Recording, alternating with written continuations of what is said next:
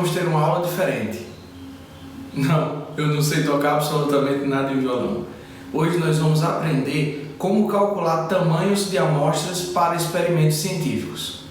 Vem comigo!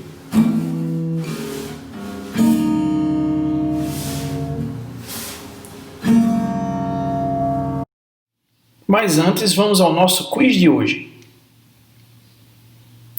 O que é hipótese nula?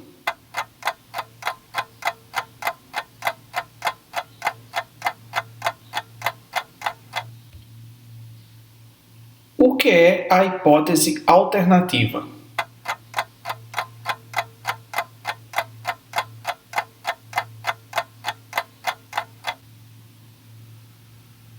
O que é a região de aceitação e a zona crítica?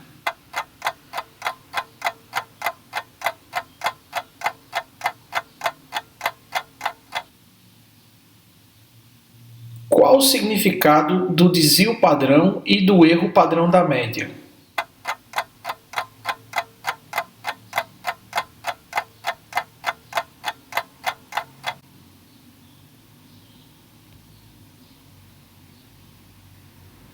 Antes de iniciar a nossa aula, vamos fazer uma rápida revisão de alguns temas que são importantes para a compreensão do assunto que abordaremos hoje. Vamos fazer uma rápida revisão de alguns pontos importantes. Nós vimos que as medidas de dispersão dos dados são muitas, entre elas o erro padrão da média. O erro padrão da média é uma medida de variabilidade entre a média amostral e a média populacional. Sendo assim, ela é uma medida que ajuda a verificar o quão confiável a média calculada para a amostra é, isso é, ela é uma medida de erro amostral.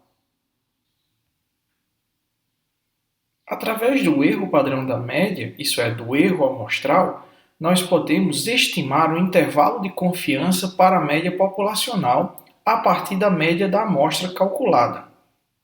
Isso é muito importante, tendo em vista que a média populacional, isso é, o parâmetro verdadeiro, dificilmente é conhecido pelo pesquisador. Então, enquanto o desvio padrão ele mede a dispersão, isso é, o grau de variabilidade dos dados em torno da média dos valores para uma amostra, o erro padrão da média mede quão distante a média da amostra, isso é, a nossa estimativa, está da média da população, isso é, o nosso parâmetro. Então, o erro padrão da média é sinônimo de erro amostral. Então, uma vez nós tenhamos selecionado a nossa amostra, de tal forma que quando nós temos uma amostra e nós realizamos a distribuição de frequência dos dados para essa amostra e calculamos a média da amostra, nessa amostra nós teremos dados com valores maiores do que o valor médio e também teremos dados com valores abaixo do valor médio, de tal forma que esses dados têm uma certa variabilidade. Esta variabilidade é calculada através do cálculo do desvio padrão. No que diz respeito à distribuição de frequências para os dados de uma população, nós teremos o parâmetro média da população. Esse parâmetro quase sempre é desconhecido e praticamente impossível de ser calculado. Mediante essa dificuldade, nós trabalhamos com amostras. Trabalhando com essas amostras, nós podemos sim calcular a média para a amostra e com base nessa amostra nós podemos calcular o erro padrão da média. O erro padrão da média então funciona como uma medida de erro amostral. Então o erro padrão da média, ele nos diz quão próximo a nossa média amostral está da média populacional. Nas nossas aulas anteriores, nós também vimos como é calculado o erro padrão da média e o desvio padrão. O erro padrão da média é uma função do desvio padrão, sendo que o erro padrão da média é igual ao desvio padrão dividido por raiz quadrada do tamanho amostral, isso é, de n. De tal forma que se nós tivermos o erro padrão da média e o tamanho da amostra, nós podemos facilmente calcular o desvio padrão. E vice-versa. Se tivermos o desvio padrão calculado para uma amostra e o tamanho dessa amostra, nós também podemos calcular facilmente o erro padrão da média. Todo esse conhecimento é de grande importância ao dimensionar a nossa amostra, isso é, no momento de determinar o tamanho da nossa amostra, que é o tema da aula de hoje. O dimensionamento de amostras é um tema muito complexo e importante em estatística, tendo em vista que determinar o tamanho da amostra adequado para o estudo é de suma importância e o tamanho dessa amostra traz várias implicações, o que nos leva a refletir de qual é a importância de ter um tamanho de amostra adequado para o nosso estudo. A teoria central do limite nos diz que quanto maior for o tamanho da nossa amostra, a distribuição dos dados dessa amostra se tornam cada vez mais próximos de uma distribuição normal. Nós já vimos que a distribuição normal dos dados é uma condição sine qua non para a realização de testes de hipóteses paramétricos. Então, é muito importante que para dados quantitativos contínuos, que os dados dessa amostra tenham uma distribuição normal. Uma outra implicação no tamanho da amostra é que quanto maior esse tamanho, menor a dispersão dos dados, isso é, menor é o valor de desvio padrão calculado, bem como menor é o erro amostral, isso é, o erro padrão da média calculado. Isso torna a amostra mais representativa, isso é, permite inferências estatísticas robustas, tendo em vista que quanto menor o erro padrão da média, mais próxima a média da nossa amostra, isso é, a nossa estimativa, está do parâmetro populacional, isso é, da média verdadeira. Isso nos leva a uma pergunta óbvia. Qual o N ideal? Isso é, qual o tamanho de amostra ideal? A quantidade de indivíduos que compõem essa amostra deve ser grande o suficiente para que a amostra seja representativa e que ela permita inferências estatísticas robustas.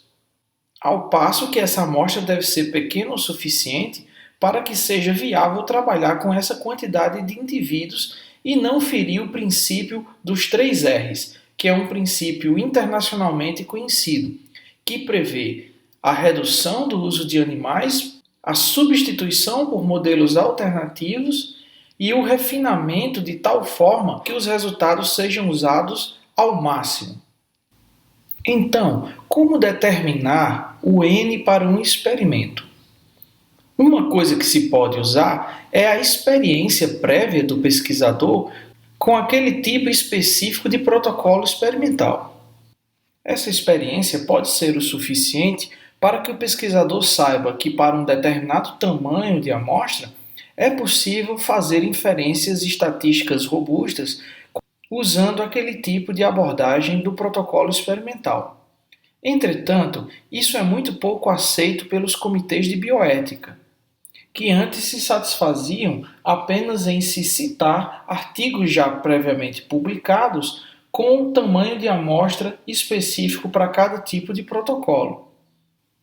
Entretanto, hoje os comitês de bioética são bem mais rígidos quanto à aprovação de projetos submetidos aos mesmos, como eu vou mostrar nesse exemplo de um formulário utilizado para a solicitação de animais para experimentação em pesquisa científica. Nesse formulário, para a solicitação de animais para pesquisa e experimentação científica, nós vemos no item 9.4 o tópico Planejamento Estatístico e Delineamento Experimental, de tal forma que os comitês de bioética nos dias de hoje exigem certos cálculos estatísticos que determinem que para aquele protocolo experimental, aquele tamanho de amostra é o suficiente. Neste exemplo aqui, é mostrado que o pesquisador utilizou referências da literatura, bem como cálculos estatísticos para determinar que o tamanho da amostra para cada grupo experimental seja de 8 animais.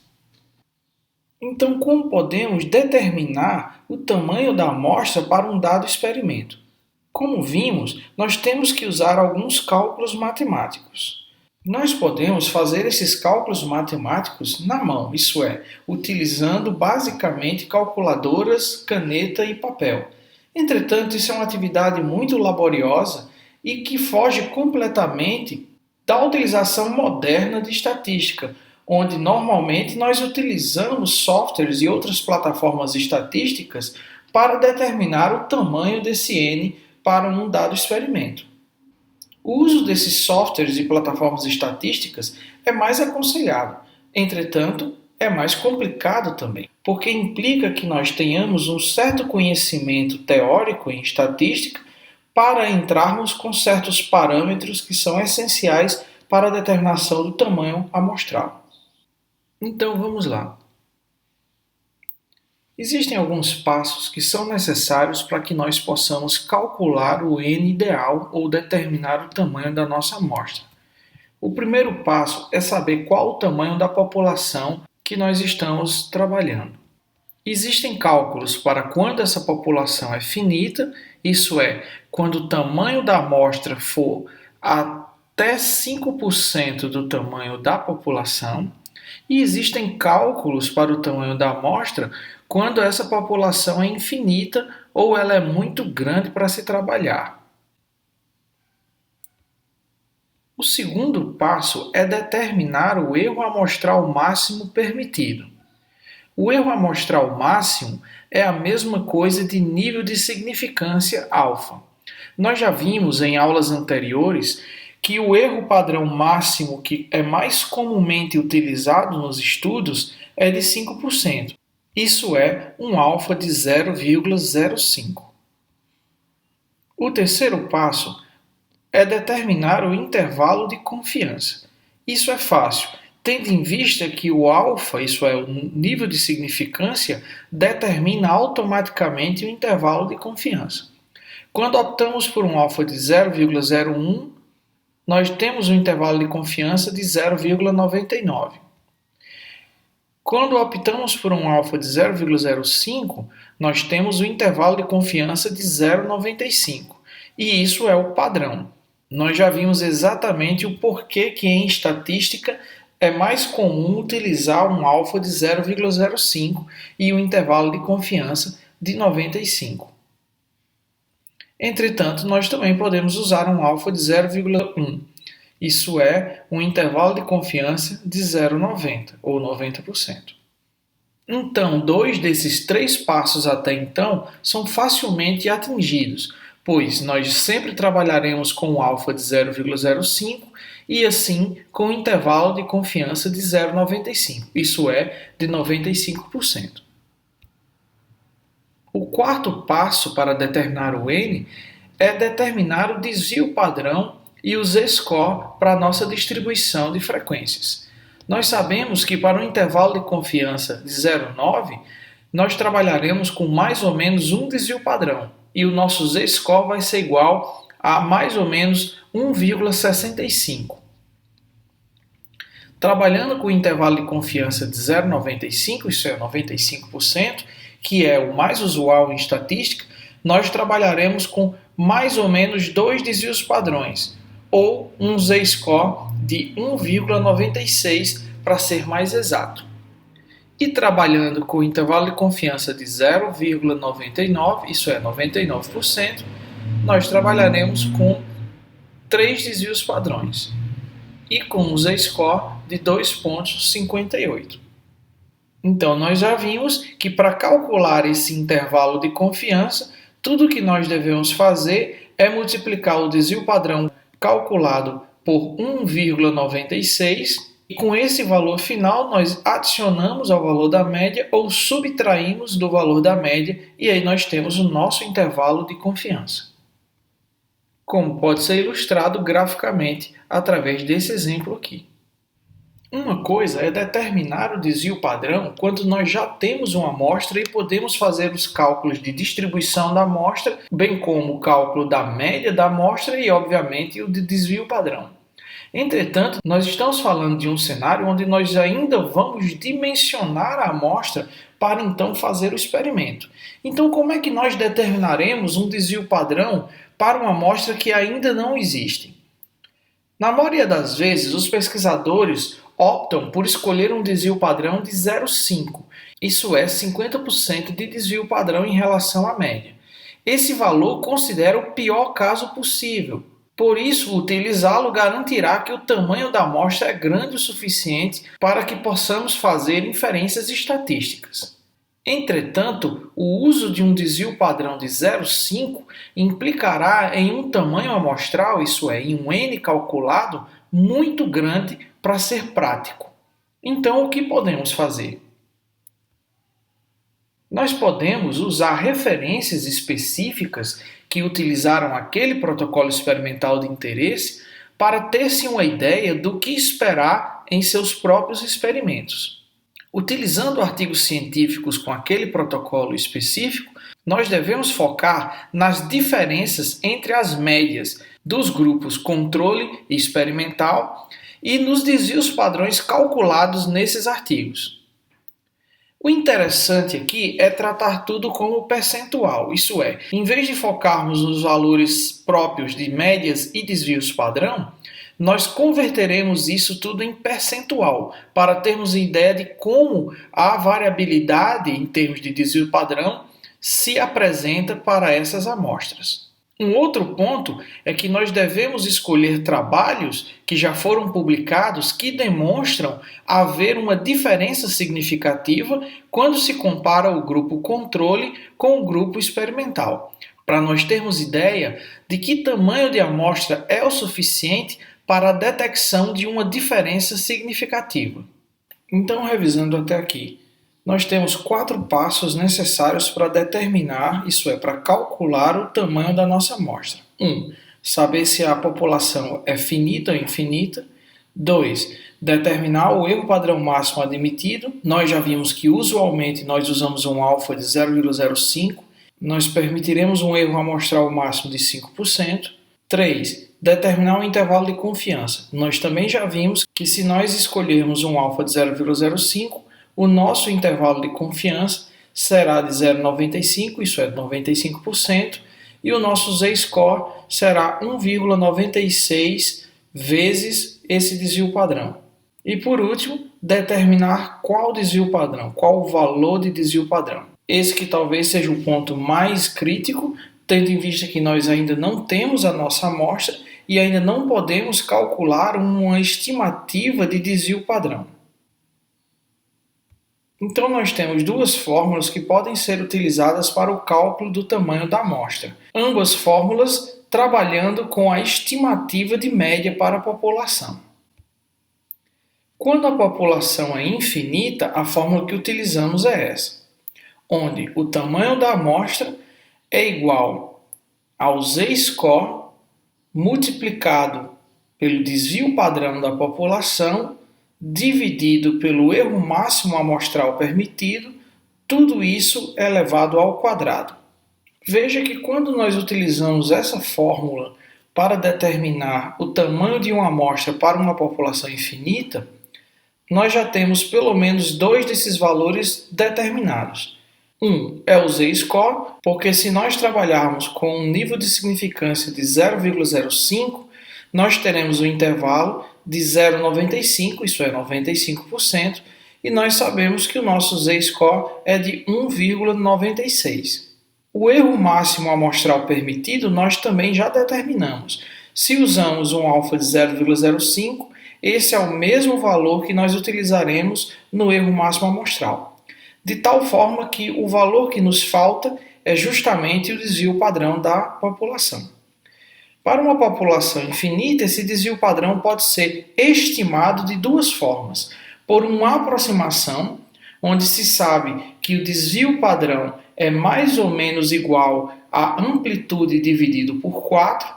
Então, se nós tivermos a amplitude dos valores, isso é, o mais alto valor observado na população para aquela variável e o mais baixo valor observado na população para aquela variável, nós podemos calcular a amplitude Dividindo por 4, nós teremos uma aproximação do desvio padrão. Nós podemos realizar um estudo piloto. Isso é, nós selecionamos uma amostra com 5 a 7 indivíduos, utilizamos essa amostra para calcular o valor de média e desvio padrão, e esse desvio padrão terá uma aproximação com o desvio padrão da população, dado o intervalo de confiança de 0,95, isso é, com um nível de certeza de 95%. Percebam aqui que nós temos alguns desafios. 1. Saber qual a amplitude para aquela variável da população, ou ter que realizar um estudo piloto para ter uma ideia do desvio padrão dessa população. Uma outra forma de se calcular o tamanho da amostra é através do uso da estimativa de proporção populacional. Nessa técnica, o tamanho da amostra será igual ao z-score elevado ao quadrado, que é o valor crítico elevado ao quadrado, vezes a proporção extrato-população, vezes o complementar dessa proporção, isso é, se a proporção extrato-população for de 0,5, por exemplo, 50%, o complementar é também 0,5. Isso é o que falta para completar o 100%, no caso, o valor inteiro. Então, Q vai ser igual a 1 menos P, dividido pelo erro máximo amostral permitido ao quadrado. Isso para populações infinitas. Mais uma vez aqui, nós estamos diante de desafios, que são saber qual o valor de proporção extrato-população, tendo em vista que não temos ideia de como isso está apresentado na população. O valor de z-score é padrão, nós sabemos que esse valor vai ser para um alfa de 0,05 de 1,96 e o erro máximo amostral permitido será de 0,05, também será igual ao nosso alfa. Então aqui o que devemos determinar é a proporção extrato-população e, pela subtração de 1, saber qual é o seu complementar. Mais uma vez, a maioria dos pesquisadores assumem o pior cenário possível, que a proporção entre extrato-população é de 0,5, isso é, de 50%, e obviamente o seu complementar é de 0,05, também 50%. Então, aquele cálculo P vezes Q vai dar 0,25. Por mais estranho que possa parecer, o cálculo do tamanho da amostra pela estimativa da proporção populacional para populações finitas é ainda mais complexo. Então, utilizando o cálculo de N por estimativa da média e proporções para populações finitas, nós usamos a seguinte fórmula. O tamanho da amostra vai ser igual ao tamanho da população vezes a variância da população vezes o z-score elevado ao quadrado, tudo isso dividido pelo tamanho da população menos 1, vezes o erro máximo permitido elevado ao quadrado, mais a variância da população, vezes o z-score elevado ao quadrado. Ou então, se utilizarmos a proporção, o tamanho da amostra será igual ao tamanho da população vezes a proporção vezes o seu complementar vezes o z-score elevado ao quadrado, tudo isso dividido pelo produto entre proporção e o seu complementar vezes z-score ao quadrado mais tamanho da população menos 1, que também vamos chamar isso de grau de liberdade, vezes o erro amostral, o máximo permitido elevado ao quadrado. Simples, não é? É claro que não. É muito complexo. Por isso que muitas vezes, ou melhor dizendo, na maioria das vezes, esses cálculos que determinam o tamanho da amostra são realizados através de softwares estatísticos e não utilizando recursos manuais. Nós também vimos aqui que existem alguns limitantes, como, por exemplo, conhecer o desvio padrão da população ou da amostra, onde nós sequer começamos o nosso estudo, e também conhecer as proporções entre extrato e população, quando também não realizamos ainda nenhum tipo de estudo. Então, se usássemos uma forma alternativa que não envolvesse esses parâmetros que nós não conhecemos, seria muito mais simples. Deve existir uma forma mais fácil de fazer isso. E existe. O Gpower. O Gpower é um programa gratuito tanto para o Windows como para o macOS, desenvolvido pela Heinrich Heine, University of Düsseldorf, na Alemanha. E esse programa foi desenvolvido especialmente pensando em determinar tamanhos de amostras a depender do teste de hipótese que se deseja. Para determinarmos o tamanho da nossa amostra utilizando o Gpower, nós precisamos inserir nesse programa alguns parâmetros, alguns dos quais nós já conhecemos. Então nós vimos que alguns fatores influenciam o tamanho da amostra, entre eles o erro máximo permitido. Relembrando aqui, nós temos dois tipos de erros quando se trata de testes de hipóteses. Erro do tipo 1, conhecido como alfa, e erro do tipo 2, conhecido como beta. Nós devemos também informar ao programa qual o poder do teste escolhido. O poder do teste nada mais é do que 1 menos beta, isso é, a totalidade das chances menos o erro do tipo 2. Nós precisamos também informar o intervalo de confiança. O intervalo de confiança, como nós já vimos anteriormente, se trata do conjunto total de observações menos o erro do tipo 1. E por último, nós precisamos determinar o tamanho do efeito a ser detectado. Agora vamos rever os conceitos por trás de cada um desses parâmetros que nós devemos informar ao software. Nós vimos que, em se tratando de hipóteses, nós temos no formalismo das hipóteses duas possibilidades. A hipótese nula, H0, que é a hipótese que defende que não há diferenças entre os valores dos estimadores, isso é, média, mediana e moda, para uma dada variável dependente em estudo, quando se compara dois ou mais conjuntos de dados, isso é, quando se compara duas ou mais distribuições de dados. Já a hipótese alternativa é a hipótese que defende que há uma diferença entre os valores dos estimadores, isso é, da média, mediana ou moda, para uma dada variável dependente que estamos estudando, quando se compara dois ou mais conjuntos de dados, isso é, duas ou mais distribuições de dados. E como nós vimos, no teste de hipóteses, nós tomaremos partido em uma dessas duas hipóteses. Ou escolheremos aceitar a hipótese nula ou rejeitar a hipótese nula e, obviamente, assim, aceitar a hipótese alternativa. Tomando essa decisão, existe sempre a possibilidade de se cometer um erro de julgamento. E justamente esse erro de julgamento é que são os erros do tipo 1 e erro do tipo 2. O alfa, ou erro do tipo 1, acontece quando, em um teste de hipóteses, nós rejeitamos a hipótese nula, H0, sendo que ela é verdadeira. Isso é, quando nós dizemos que duas médias são diferentes, quando na verdade elas são iguais.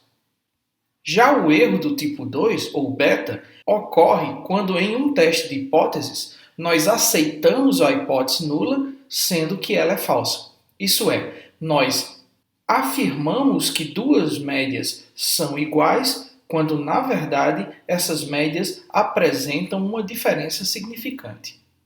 Na pesquisa científica, o foco reside principalmente em cometer erros do tipo 2, isso é, beta. O pesquisador sempre está preocupado em minimizar o máximo possível as chances de se cometer erro do tipo 2, que é aceitar a hipótese nula quando na verdade ela é falsa. Isso porque a lógica em se fazer pesquisa científica é a busca das diferenças, isso é a busca de provar a hipótese alternativa e não a nula. Nesse caso, geralmente aceita-se um beta, isso é, um erro do tipo 2, de até 5%, ou 0,05. Com isso, o pesquisador maximiza as chances de detectar uma diferença significante com uma probabilidade mínima de se cometer erro do tipo 2, isso é, uma probabilidade inferior a 5%. Então, o poder de um teste estatístico ele está relacionado à sua capacidade de minimizar, isso é, de reduzir as chances de se cometer um erro do tipo 2. Quanto maior o poder, menor a chance de se cometer erro do tipo 2. Então, em resumo, na maioria dos testes estatísticos, nós utilizaremos um poder para o teste de 0,95, isso é, de 1 menos 0,05, que é o máximo erro do tipo 2 que nós permitiremos. Com isso em mente, então nós já conhecemos o erro máximo permitido, nós sabemos que esse erro se trata do erro do tipo 2 e que usualmente nós usamos 0,05. Sabendo disso, nós também agora conhecemos o poder do teste usual, que é de 0,95, 1 menos beta. E também já vimos que usualmente em estatística se escolhe sempre um alfa de 0,05, determinando assim um intervalo de confiança de 0,95 ou 95%. Então só nos resta entender o que significa o tamanho do efeito a ser detectado. O tamanho do efeito a ser detectado nada mais é do que a diferença entre as médias dos grupos dividido pelo desvio padrão. O que isso significa? Nós queremos saber a distância relativa entre a média de um grupo e a média do outro grupo. Quanto maior for a diferença entre as médias, mais fácil será detectar se essa diferença é significante ou não. Para o Gpower e outros softwares estatísticos, um tamanho do efeito igual ou inferior a 0,2 significa que esse tamanho do efeito é pequeno. Um tamanho de efeito de 0,5 implica em um tamanho de efeito médio. E um tamanho de efeito de 0,8 ou mais significa que esse tamanho de efeito é grande. Isso é, que essa diferença entre as médias dos grupos é grande. Quanto maior for o tamanho do efeito, menor será o tamanho da amostra necessária para se detectar uma diferença significante. Aqui está a única dificuldade em se utilizar o Gpower para calcular o tamanho de uma amostra, pois se faz necessário fazer um ensaio piloto ou ter uma referência bibliográfica para se ter uma ideia das diferenças esperadas entre os grupos controle e experimental. Então, ou nós fazemos um ensaio piloto, ou então nós utilizamos uma referência de um artigo que realizou um protocolo semelhante àquele que nós temos a pretensão de utilizar. Então, com base nas diferenças encontradas por esse autor de referência, quando o mesmo comparou o grupo controle e os grupos experimentais, nós podemos inferir qual o tamanho do efeito a ser medido em nosso estudo e assim ter uma ideia do que esperar em termos de resultados. Então agora nós já temos tudo o que precisamos. Nós já conhecemos qual o erro máximo permitido, sabemos que esse é o erro do tipo 2, sabemos também qual o poder do teste nós utilizaremos, qual o intervalo de confiança que nós vamos utilizar e, obviamente, com base em alguma referência ou no teste piloto, nós sabemos o tamanho do efeito a ser detectado. Então esse agora é o momento Gpower.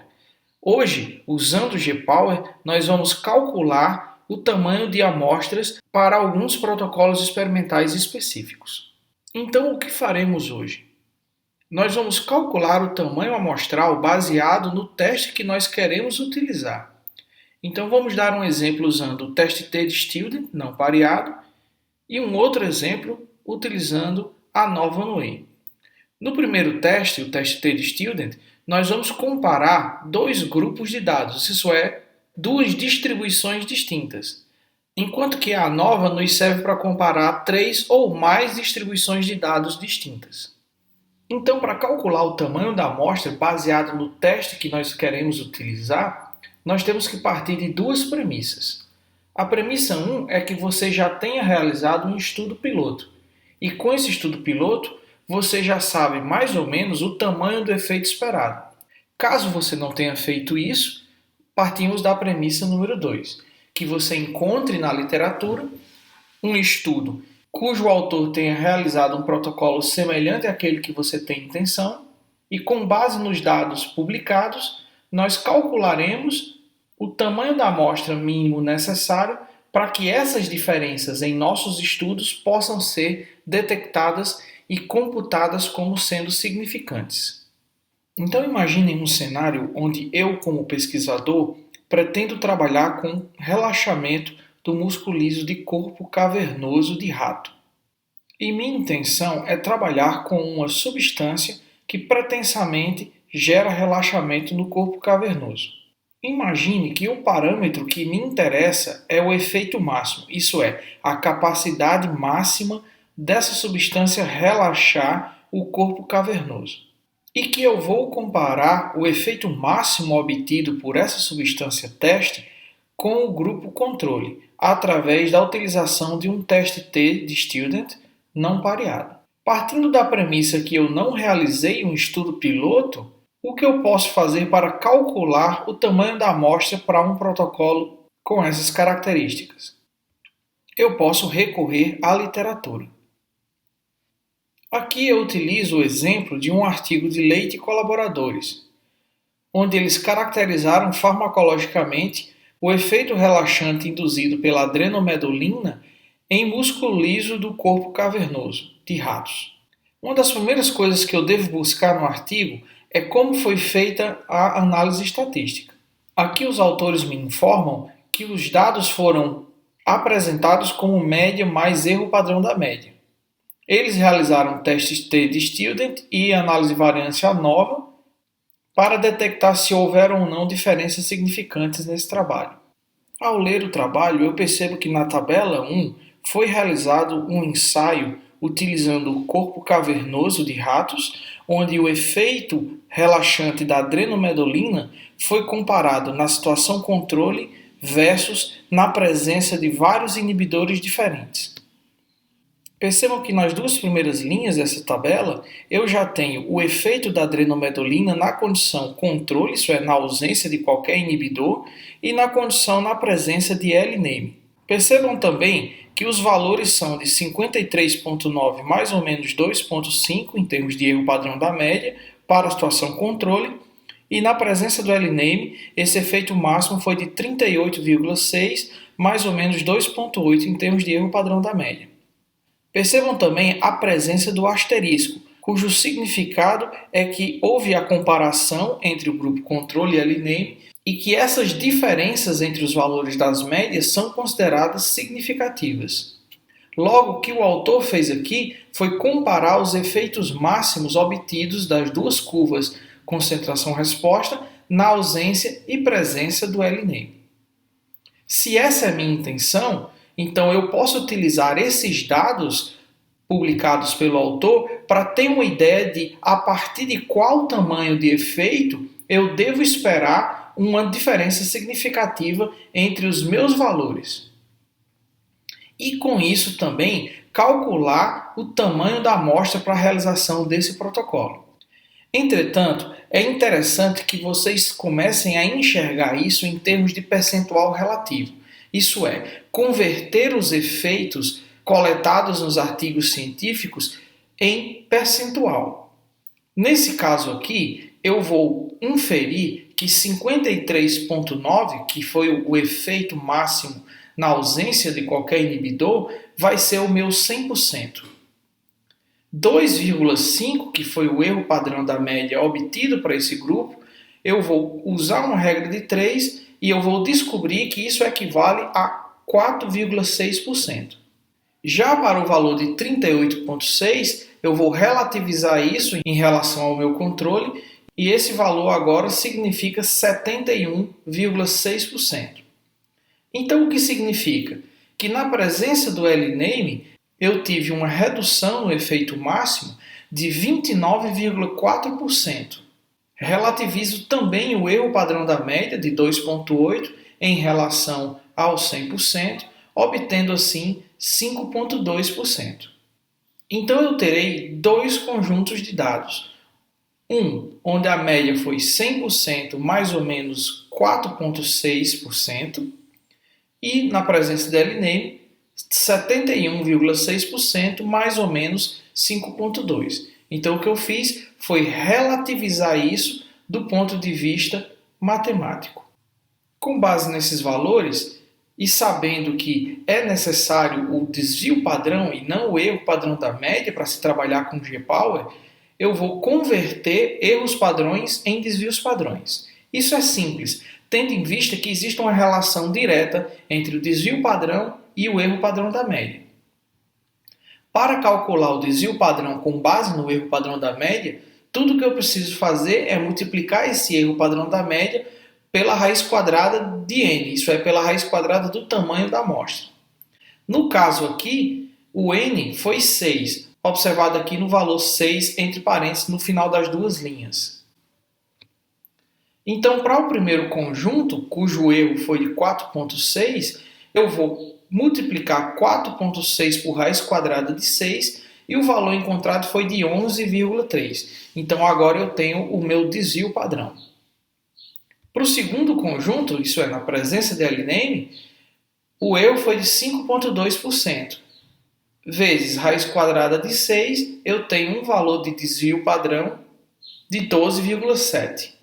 Com base nesses valores, eu vou calcular que tamanho de amostra seria necessário para detectar isso como sendo uma diferença significante.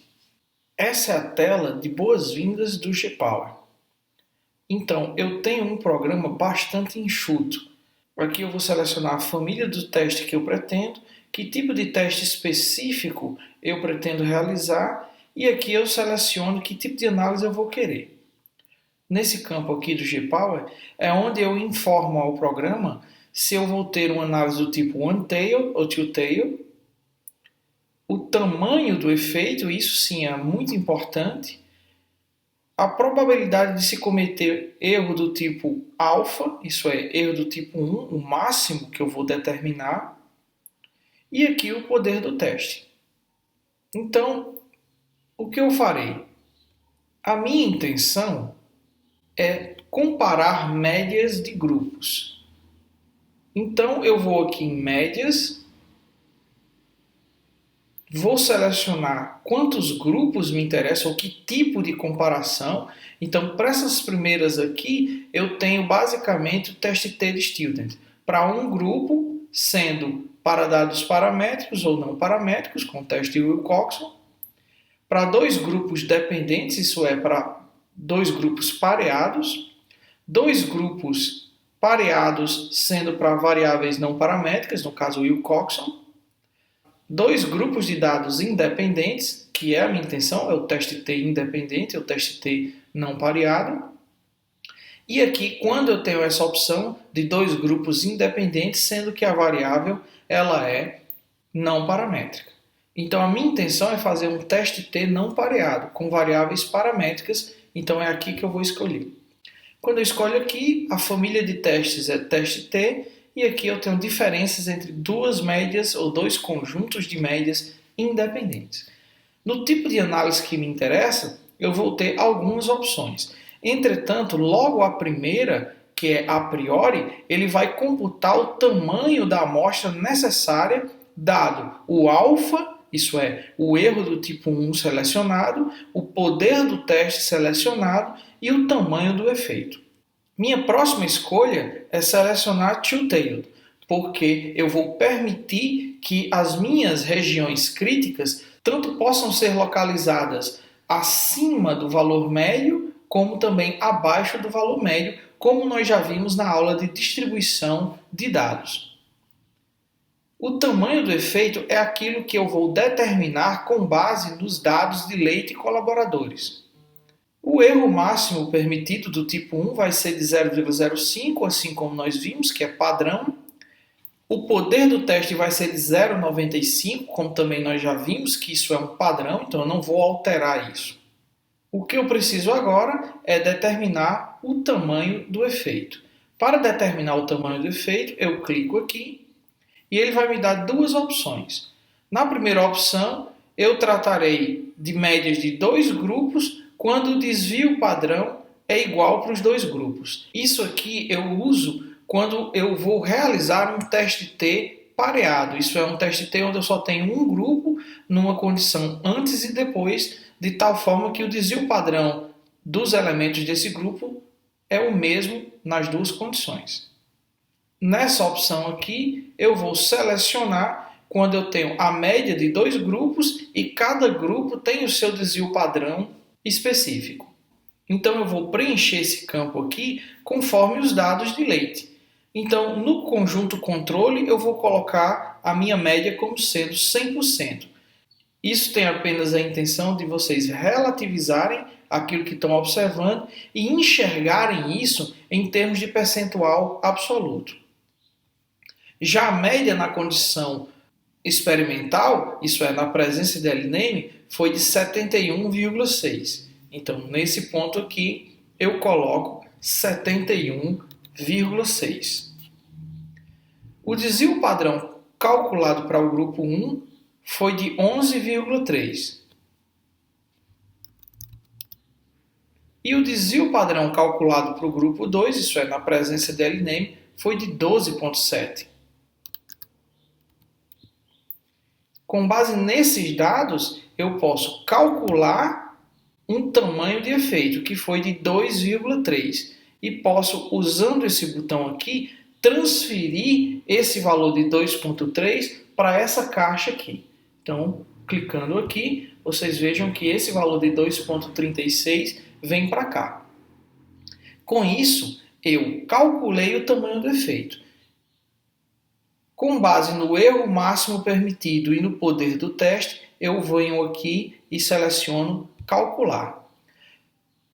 Ao fazer isso, ele simula as duas distribuições, encontra o valor de T crítico, a partir do qual eu ter a possibilidade de detectar diferenças, sendo essas diferenças significantes entre os dois grupos de valores, e ele me diz aqui que o tamanho para o grupo 1 deve ser um N de 6 e o tamanho para o grupo 2 deve ser um N de 6 também. Então eu vou necessitar de 12 animais para realizar esse estudo, com um poder de teste um pouco superior a 0,95. Se vocês voltarem para o trabalho de leite, vocês vão ver que ele conseguiu detectar essas diferenças realmente utilizando o N de 6. Então, com base nos trabalhos publicados, eu tenho agora, para o meu estudo, uma possibilidade de usar um N de 6 em cada grupo experimental. E é assim que o G-Power funciona. O que é que se pode concluir daqui? É que se eu comparar a média de dois grupos de observações e essas médias tiverem uma diferença entre si na faixa de 30%, que é o que a gente pôde observar aqui, dado um desvio padrão na ordem entre 10% e 15%, porque de 100, 11 é um pouquinho, no caso 11 é 11,3%, e de 71, 12 vai dar alguma coisa próxima a 15%. Então, o que eu quero dizer com isso? Se eu tiver dois conjuntos de dados cujas médias tiverem uma diferença de 30% e os seus desvios padrões tiverem entre 10% e 15%, eu conseguirei detectar como sendo significante essa diferença de 30% entre as médias para um tamanho amostral de 6 elementos, isso é, para um N de 6. Agora vamos imaginar um outro cenário, onde agora me interessa o estudo de substâncias antidepressivas. Na literatura, eu achei um artigo de Gu e colaboradores que testaram o aureptenol. O título do artigo é Efeitos semelhantes a efeitos antidepressivos do aureptenol em camundongos. Nesse trabalho, os autores utilizam a média e o erro padrão da média como padrão para a apresentação de seus dados. Eles também realizaram ANOVA seguido do teste de Dunnett para detectar diferenças entre os grupos de dados. Nesse trabalho em especial, os autores não informam os valores para cada conjunto de dados, mas isso não é impeditivo do uso desse artigo como uma base para que vocês possam calcular o tamanho da amostra de vocês. Tudo que vocês precisam fazer num caso como esse é medir essas colunas e as barras e utilizar essa medida para relativizar em percentual esses valores. O que eu fiz aqui? Eu utilizei o próprio computador para medir, utilizando essas barras em vermelho, cada uma das colunas, obtendo os seguintes valores. Para a primeira, o controle 291, para a segunda 322 e assim por diante.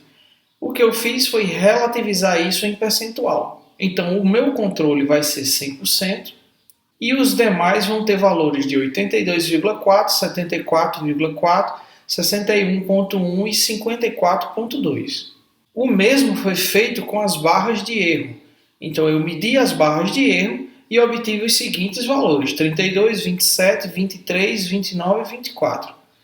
Relativizando isso por 100%, eu obtive os valores de erro padrão da média de 8,2, 6,9, 5,9, 7,4, 6,1. Então, eu tive uma média global aí de 6,9 em termos de variação desses dados. Qual foi o próximo passo? Foi converter esse valor de erro padrão da média para desvio padrão, usando aquela fórmula que nós já conhecemos. Aqui, se vocês observarem a legenda dessa figura 2, ele está dizendo que os valores são dados como média mais ou menos erro padrão da média, com 8 animais em cada grupo. Então, o N aqui do pesquisador foi de 8. Então, o desvio padrão é igual ao erro padrão da média vezes raiz quadrada de 8. No nosso caso aqui, usando esses valores, eu cheguei a um desvio padrão de 19,4% em média. Usando esses valores agora e transportando esses valores para o nosso G-Power, nós teremos o seguinte. Primeiro, nós temos que escolher que tipo de família de teste nós nos interessamos. No caso aqui, um ANOVA. Em testes, eu vou selecionar diferenças entre as médias e aqui eu vou selecionar ANOVA on way. Então agora eu tenho esse formato aqui para determinar o tamanho do efeito. O que é que eu vou colocar aqui? As médias dos grupos, os N's dos grupos e o desvio padrão em cada grupo, ou a média do desvio padrão, que foi o caso aqui. Aguenta um tempinho aí que já já eu volto depois de ter preenchido isso aqui tudo. Então, voltei aqui com os dados preenchidos, né? A gente vai ter 5 grupos. 1, 2, 3, 4, 5 grupos. Então eu selecionei, eu posso aumentar ou diminuir o número de grupos, no caso 5 grupos. O desvio padrão dentro de cada grupo, em média, foi de 6,9. E aqui eu tenho os 5 grupos, a média de cada um dos grupos e o tamanho de cada um dos grupos. 100, 82, 74, 61, 54. 100, 82, 74, 61, 54. Preenchendo isso aqui, eu calculo o tamanho do efeito, que foi de 2,3. Utilizo esse botão para jogar esse valor para cá e com base nisso eu calculo. Para esse conjunto de dados, seria necessário um N total de 10 elementos. Então, para esse conjunto de dados, o valor de N para cada grupo seria de 10 animais, com um poder de 0,9665. Vimos que o autor conseguiu detectar diferenças a partir de um N de 8, só que ele não detectou para o primeiro ponto. No nosso caso, se nós tivéssemos usado, ou se ele tivesse utilizado um N de 10, muito provavelmente ele também conseguiria colocar um asterisco aqui, certo? Mas isso não vem ao caso. A questão é que, com um nível de segurança muito bom, se eu utilizar 10 animais por grupo, eu conseguirei detectar diferenças entre o grupo controle e os grupos experimentais na ordem de 20%, no mínimo, indo para 30 aqui, 40 aqui e perto de 50 aqui. Então isso será o suficiente para que eu consiga detectar isso como sendo diferenças significantes. Então essa é a forma de se trabalhar com o G-Power e assim conseguir determinar o tamanho para a amostra baseado em dados da literatura. E aí, o que vocês acharam? Agora com o GPower é possível vocês calcularem o espaço amostral, isso é, o tamanho da amostra, para experimentos diversos. Pratique, aprenda um pouco mais e até mais.